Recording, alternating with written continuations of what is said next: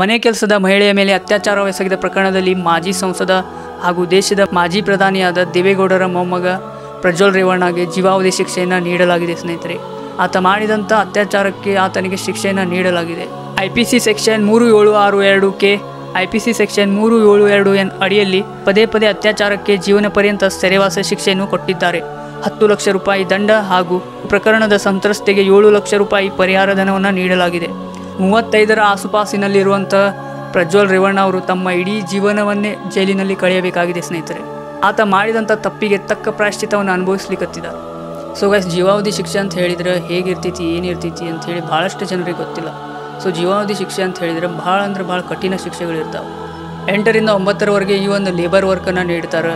Labour work ಅಂತ ಹೇಳಿದರೆ ನಿಮ್ಗೆ ಮಣ್ಣು ತೆಗೆಯೋದು, ಕಲ್ಲು ಹೊಡೆಯೋದು, ಮರ ಕಡಿಯೋದು, ಆಮೇಲೆ ಫ್ಯಾಕ್ಟ್ರಿ ವರ್ಕ್, ETC ಇಂಥ ಕಠಿಣ ಕೆಲಸಗಳನ್ನ ನೀಡಿರ್ತಾರೆ ಅವರಿಗೆ.